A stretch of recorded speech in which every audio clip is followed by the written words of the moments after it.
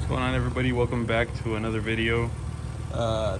So in today's video, I'm hoping that I can clean up this engine and start tearing it down so that we can hopefully get this thing put back together ASAP. But every time I think that I'm gonna get to working on these, I always end up having something else to work on. So this week I have this Z to work on, and then I got this Mercedes to work on. And this Mercedes is almost done. This Z is kind of unknown still. It's having a problem going into first gear, like randomly. It wasn't like a consistent thing. It was random when it would not want to go into first. But for me, it never didn't want to go into first gear. So I ended up bleeding the clutch. All the clutch system, I bled that. The fluid was horrible. The fluid was nasty, and I might still adjust the pedal to bring the pedal up a little bit, because it kind of grabs really low, so maybe that could be an issue, but not too sure. I just showing you guys these cars that I'm always working on, because it's not always a Z. Sometimes it's something like this an older Mercedes E320, or even that Kia or the Tundra, whatever. I always work on everything. But I bring this up because maybe you guys want to see stuff besides the Z. And I know I post stuff besides the Z, but sometimes I just post it because I have nothing else to post. But I always have other cars to work on. It's just not always Z related. Maybe for those of you that watch the videos, maybe you're interested in seeing stuff besides the Z, you can just let me know. And I always have a bunch of other stuff to work on besides Z's that I could post on here and show, like diagnostic processes, like how I go about trying to figure out issues. Sometimes it's not even like the actual way that you're really supposed to do it. It's just the way that I learned over the years. But anyways, so yeah, today hopefully we're gonna clean this up.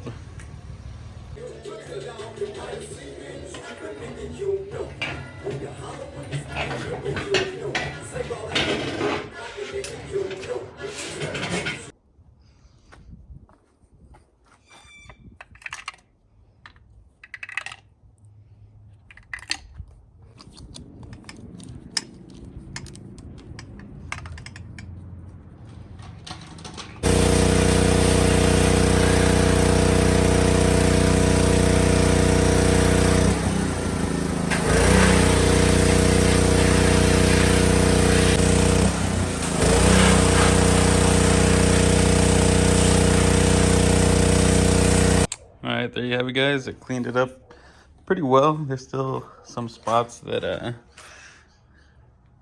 have like caked on dirt, but like it looks like that's just like the oil pan. We're not gonna be using that oil pan anyways.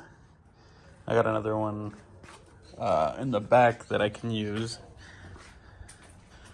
Yeah, I cleaned up pretty well. There's some spots that I just couldn't get to at all, but for the most part, it's pretty good. So now, I just gotta clean some of this mess up because I was working on another car, and then I can get started on taking this one apart. All right, I got most of my stuff cleaned up now. Still a bit of a mess. I feel like there's not enough room in here, but now I can get to taking this apart. I just gotta blow out the water that I got in the spark plug tubes, and that's really it. Start tearing this thing down.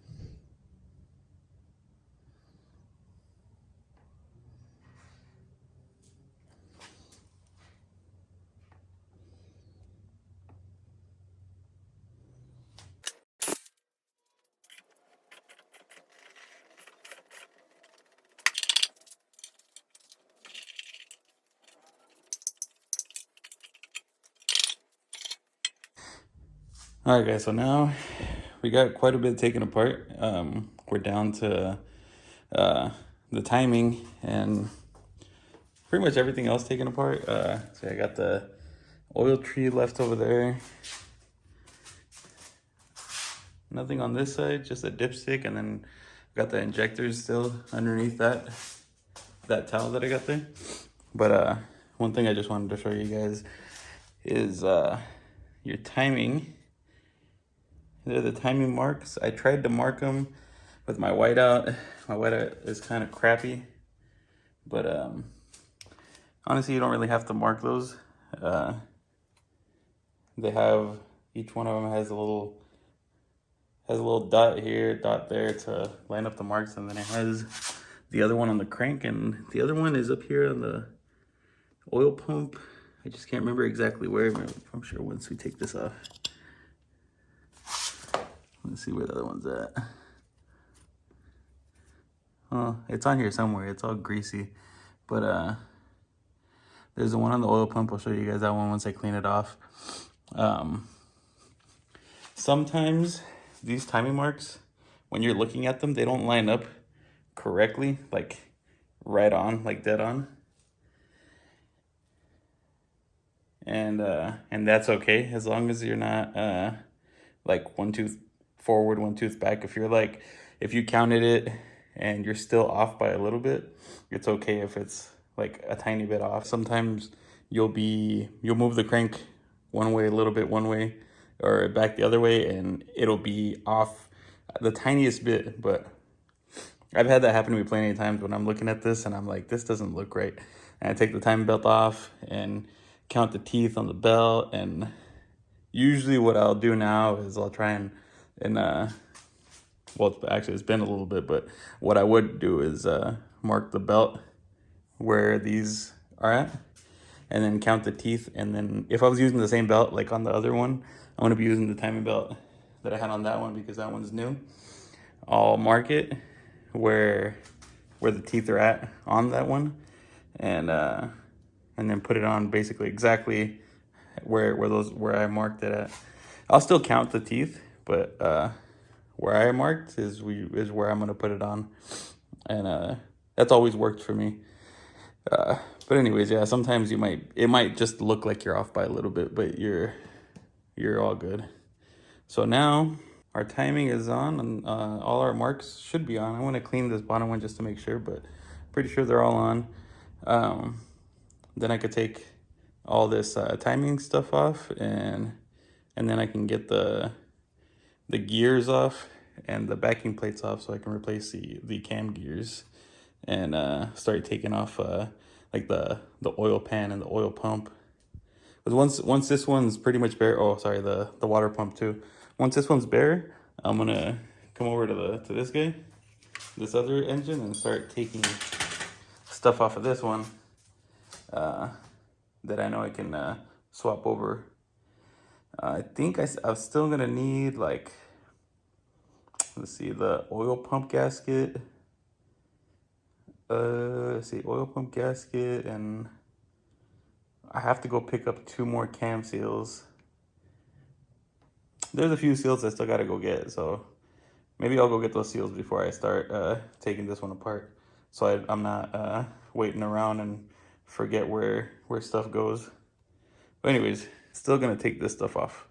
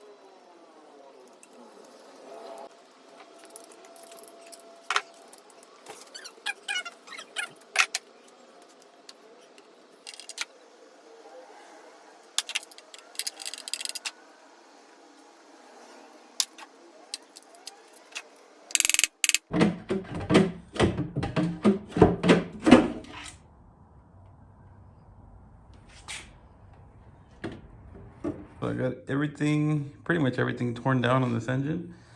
I got the oil pan off and oil pump off, and one of the things I've been noticing on this thing is that they used silicone on everything that I would have normally used the gasket on. So, I mean, like this, like these right here, use silicone. Behind these, use silicone too. But like the oil pump, I did not know that you could just put silicone on it, and you could just tell they went hams with that blue silicone.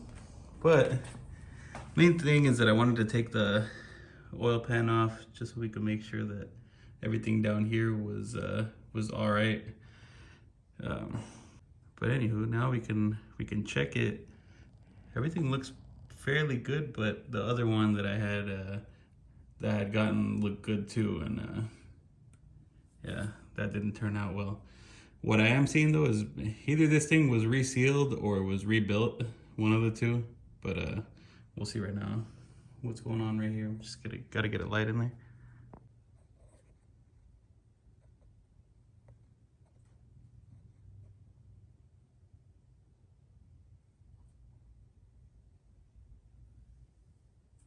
I don't see any discoloration like the other one.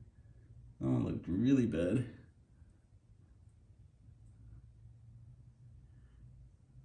Oh, hey, there we go. We can kind of see into the cylinder walls. Hey, look, you can see one of the oil squirters right there.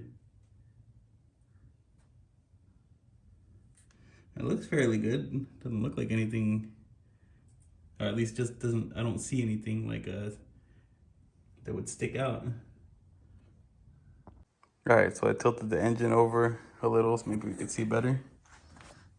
But